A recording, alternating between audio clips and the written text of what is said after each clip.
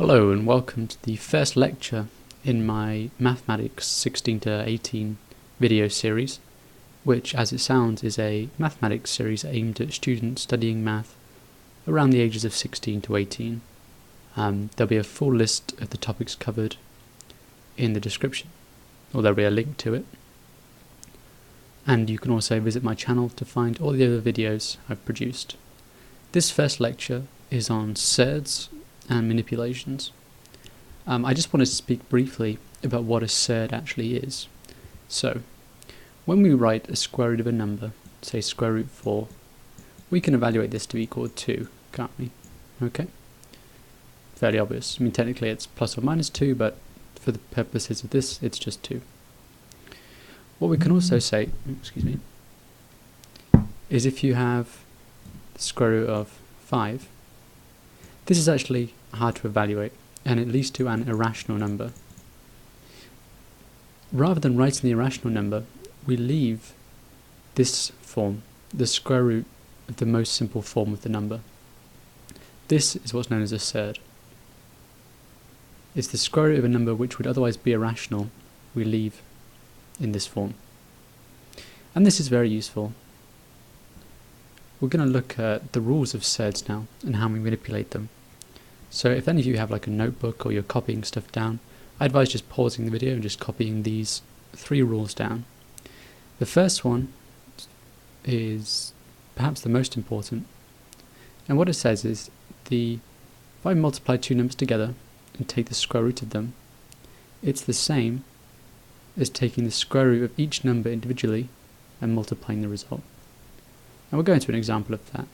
But for example here, you could say root 3 times root 2 is the same as square root 6. Why? Well, because 3 times 2 is 6, and we use this rule. Yeah? Okay.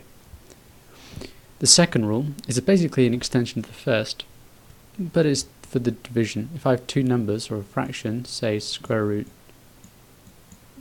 5 over 3, this is the same as square root of 5 over square root of 3. Yep. Fairly simple. In fact, with the first rule, this result isn't as useful as this result, going backwards. It's very useful to turn a large number into 2 smaller numbers, and we'll go into that later.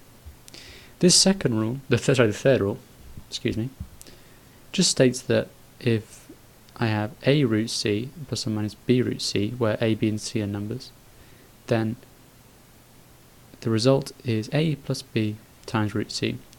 For those of you who did GCSE, obviously all of you who did maths previously will recognize this as just factorization. In fact, if you look at algebra and replace root c with something like x, you'd have that ax plus bx is the same as a plus bx. Yep, so 3 root 2 plus 2 root 2 is 5 root 2. Incidentally, the coefficient of root 2 is obviously just 1. Yep, but we never write 1, pretty much. Okay, so these rules are fairly self-explanatory, and we use these to simplify surds into nicer forms. So often in an examination setting, you'll have a question like, simplify this surd, or work this answer and put it in simplest form. So here we've got an example. Say the question was something like, write the square root of 45 in its simplest form. Okay. Well, what we do then is we're going to use rule number 1, which is splitting a large number into the 2 square roots. Okay, now obviously there's more than one option. We could use 1 and 45, which is not that useful. Where we could use 3 and 15. We could use 9 and 6. Yep. 9 and 5. All these different ideas. Well, the key is that one of the factors that you use should be a square number. So the square numbers being 4, 9, 16, 25, and so on. So when you have your number, you want to look for factors of the number that are themselves square numbers. So here with 45, 9 is a square number. So I'm going to have root 9 times square root 5. Yep, I hope that makes sense for everyone. 9 times 5 is 45, and we use rule 1 to do this. Okay, and the reason we use 9 is because 9 is a square number. And once we're at this step, it's fairly simple. Yep, the square root of 9 is 3. This is a rational number. Square root of 9 is rational. Root 5 is still irrational, so we leave it like this. So this is the simplest form we can get. Yep, because 5 won't split anywhere apart from 1 and 5. Root 45 is the same as 3 times the square root of 5. Okay, and that's the simple form. So hopefully you all followed that. Here's another example.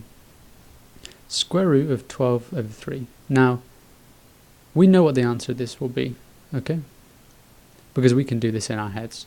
12 over 3 is equal to 4, yep, and the square root of 4 is 2. But let's go through this method just to show we get the same result.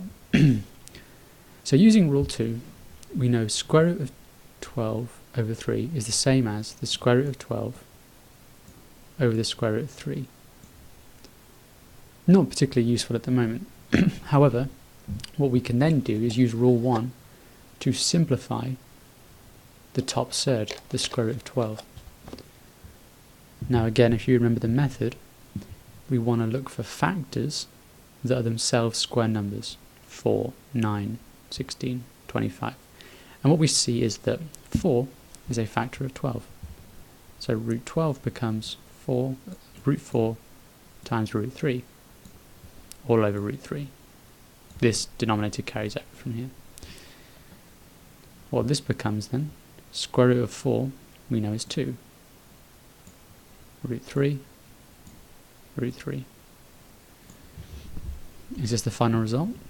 Well, we know that any number divided by itself will equal 1. Yep, these will cancel out. And we're left with 2, which is the answer we expected. Yep. Hopefully you will follow that too. If not, just go back and look at rule number 2 and rule number 1 to see how I did this. Let's look at a final example. 3 root 8 plus 6 root 2. Now note this is a plus sign, not a minus sign. So we can't just say, the common mistake would be, well, root 2 times root 8 is root 16, and root 16 is 4. So this would be 3 times 6 times 4. That's not correct. Note this plus sign here. It's this number plus this number. So what we do is we look to see if we can simplify root 8. Yeah. If you think about it at the moment, in an algebra setting, this is like 3a plus 6b, yeah? And we can't combine a and b's. So what we can do though is look to get two of our surds the same, to get the two surds the same. So let's see how we can simplify root 8. Well, again, we look for factors that are square numbers, and we see that 4 is a factor of 8. So this becomes root 8 is root 4 times root 2, and we just perform this simple manipulation. Then we know that root 4 is equal to 2. So we have 3 times 2 times root 2. Gives me 6 root 2. Note that the order of multiplication doesn't matter. Yep, 3 times 2 times root 2, it doesn't matter what way we do it. Yep. If you're unsure about this step, just note that root 4 is equal to 2 and 3 times 2 is 6. Okay? And obviously this one's the same, 6 root 2. So here we have two surds the same, and we can use rule 3. A root c plus b root c is a plus b root c. So a plus b in this case is 6 plus 6, and my c is 2. So there you have it. 3 root 8 plus 6 root 2 is 12 root 2. So I hope you found that useful. Just remember to these rules. Root a times b is root ab, root a times root b. Root a over b is root a over root b. And then the addition of surds is basically just like using algebra. So thank you for watching,